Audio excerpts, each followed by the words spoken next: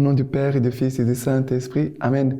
Grande joie d'être là avec toi en ce jeudi 18 août.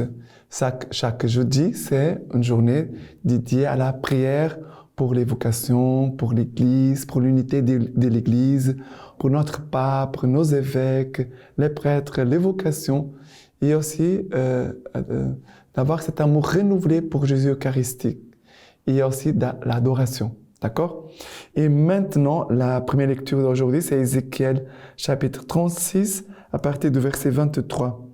« Je sanctifierai mon grand nom, qui a été profané parmi les nations, au milieu desquelles vous l'avez profané. Et les nations sauront que je suis le Seigneur, oracle du Seigneur Dieu, quand je ferai éclater ma sainteté à votre sujet, sous leurs yeux. Alors, je vous prendrai parmi les nations, je vous rassemblerai de tous les pays étrangers, et je vous ramènerai vers votre sol. Je reprendrai sur vous une eau pure, et vous serez purifiés. De toutes vos souillures et de toutes vos ordures, je vous purifierai. Et je vous donnerai un cœur nouveau. Je mettrai en vous un esprit nouveau. J'ôterai de votre chair le cœur de pierre, et je vous donnerai un cœur de chair.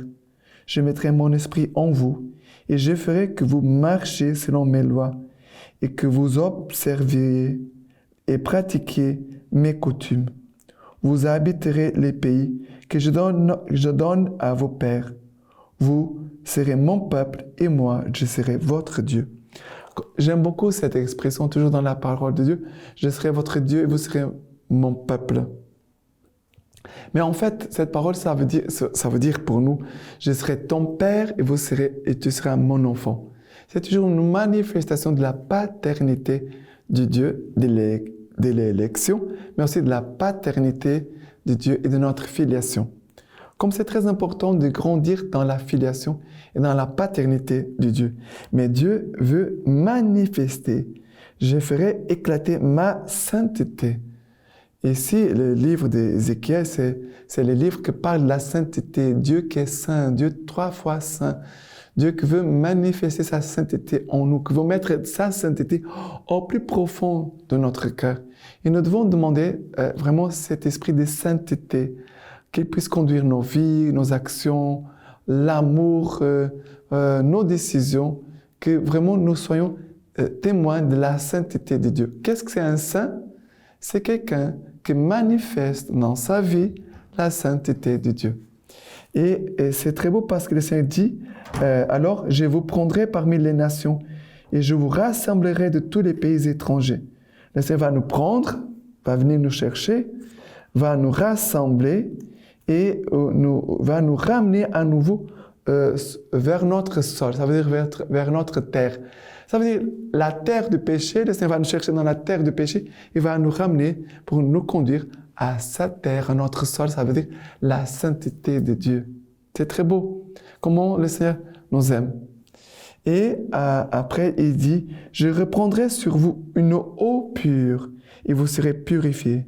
De toutes vos souillures et de toutes vos ordures, je vous purifierai. » Le Seigneur veut nous purifier par sa parole. Le Seigneur veut nous purifier par sa parole. Je vous donnerai un cœur nouveau et je mettrai en vous un esprit nouveau. Par sa parole. C'est l'action de la parole de Dieu en nous. J'ôterai de votre chair le cœur de pierre et je vous donnerai un cœur de chair.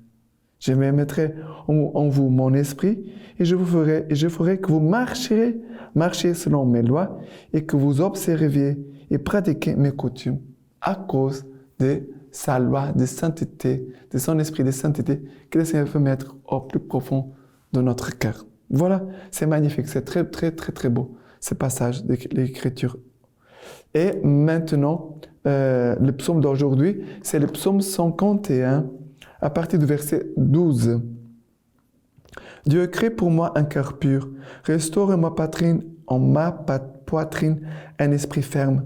Ne me repousse pas loin de ta face, ne m'enlève pas ton esprit de sainteté. N'enlève pas, Seigneur, ton esprit de sainteté en nous. Rends-moi la joie de ton salut. Assure en moi un esprit magnanime. Aux rebelles, j'enseignerai tes voies. Vers toi reviendront les pécheurs. car tu ne prends aucun plaisir au sacrifice. Un holocauste, tu n'en veux pas. Le sacrifice à Dieu, c'est un esprit brisé, d'un cœur brisé, broyé. Dieu, tu n'as point mépris. Mais ici, le Seigneur veut vraiment mettre en nous son esprit de sainteté. Et c'est cet esprit de sainteté qui va nous mettre dans la présence du Seigneur, face à face avec le Seigneur, qui veut, cet esprit de sainteté, qui veut créer en nous un cœur pur, qui veut mettre en nous un esprit de fermeté, ça veut dire pour pouvoir pratiquer la volonté du Seigneur. Et aussi cet esprit de sainteté qui va nous faire comprendre comment Dieu est saint et qu'il manifeste sa sainteté et son salut en nous, pauvres pécheurs. Que c'est lui toujours qui vient en notre secours et qui vient aussi façonner l'homme saint, la femme sainte que nous devons être. Ça veut dire que c'est cet esprit de sainteté qui nous travaille tout le temps et qui nous empêche de revenir en arrière. Nous devons toujours marcher en avant. D'accord? Parce que la grâce de Dieu, elle est toujours devant nous. La grâce, elle n'est pas dans le passé, elle est dans le présent et dans l'avenir. Et maintenant, l'évangile d'aujourd'hui, c'est Matthieu 22, à partir du verset 1. Et Jésus s'est remis à leur parler en parabole. Il en va du royaume des cieux comme d'un roi qui fit un festin de noces pour son fils. Il envoya ses serviteurs convier les inviter aux noces, mais eux ne voulaient pas venir. De nouveau, il envoya d'autres serviteurs avec ces mots. Dites aux invités, voici j'ai apprêté mon banquet. Mes taureaux et mes bêtes grasses ont été égorgés. Tout est prêt. Venez aux noces. Mais eux, n'ayant cure, s'en allèrent qui à son champ, qui à son commerce. Et les autres, s'emparant des serviteurs, les maltraitèrent et les tuèrent. Le roi fut pris de colère et envoya ses troupes qui firent périr ces meurtriers et incendièrent leur ville. Alors il dit à ses serviteurs, la noce est prête, mais les invités n'en étaient pas dignes. Allez donc au départ des chemins et conviez aux noces tout ce que vous pourrez trouver. Ses serviteurs s'en allèrent par les chemins, ramassèrent tous ceux qui trouvèrent, les mauvais comme les bons, et la salle des noces fut remplie de convives. Le roi entra alors pour examiner les convives. Il aperçut là un homme qui ne portait pas la tenue des noces. « Mon ami, lui dit-il, comment es-tu entré ici sans avoir une tenue des noces ?» L'autre resta muet. Alors le roi dit au valet, « Jetez les pieds et poignets liés dehors dans les ténèbres. Là seront les pleurs et les grincements des dents, car beaucoup sont appelés, mais peu sont élus. » Et ce qui me touche, c'est quand le roi va envoyer ses serviteurs pour faire périr ces meurtriers et incendier leur ville. Ça veut dire que le Dieu du péché doit être détruit en nous.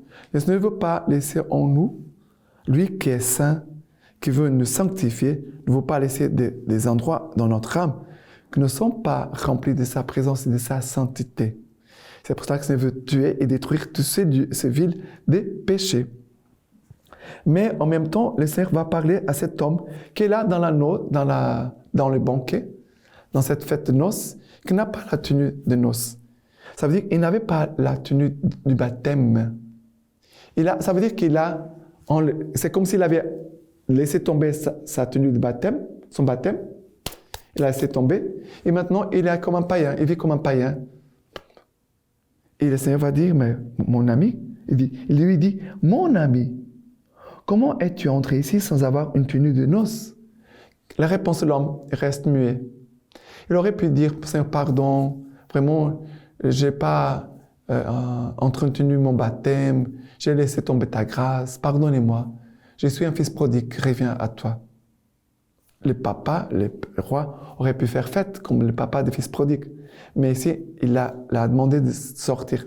Pourquoi? Parce que c'est comme il voulait cacher son manque de sainteté. La tenue de notre baptême, c'est notre tenue de sainteté. C'est la sainteté, c'est notre tenue de notre baptême. Ça veut dire que c'est de l'intérieur, bien sûr. C'est l'esprit de notre baptême, la grâce de notre baptême que nous rêvons et que nous devons transmettre pour les autres. Et ici, le Seigneur dit, pars d'ici, jetez-le dehors. Beaucoup sont appelés, mais peu sont élus. Le Seigneur appelle tout le monde, mais on doit aussi avoir une attitude d'accueil de la grâce de Dieu. Et cet homme n'avait pas cette attitude d'accueil, de correspondance à l'amour de Dieu. Ne soyons pas muets, mais que nous puissions vraiment parler avec beaucoup d'humilité. Maintenant, la lecture patristique d'aujourd'hui, c'est Baudouin de Fort, qui nous dit ceci. À la salutation de l'ange par lequel nous saluons chaque jour la bienheureuse Vierge Marie avec ferveur, nous ajoutons habituellement « Et bénis le fruit de ton sein ». Cette phrase, Élisabeth, après la salutation de Marie, l'a ajoutée comme pour reprendre la fin de la salutation de l'ange. Tu es béni entre les femmes, et béni le fruit de ton sein. C'est le fruit dont parle Isaïe. En ce jour-là, le germe du Seigneur s'élèvera en splendeur et en gloire, comme le fruit très élevé de la terre. Quel est ce fruit sinon le Saint d'Israël lui-même, semence d'Abraham, germe du Seigneur et fleur qui s'élève de la racine de Jessé, fruit de vie auquel nous avons eu part. Oui, il est béni, béni dans sa semence et dans son germe, béni dans sa fleur et dans le fruit qu'il donne, béni enfin dans l'action de grâce et la confession de la louange. Le Christ, semence d'Abraham, est issu de la semence de David, selon la chair. Et maintenant, je vous laisse la bénédiction par les mains toutes pures de la Vierge Marie.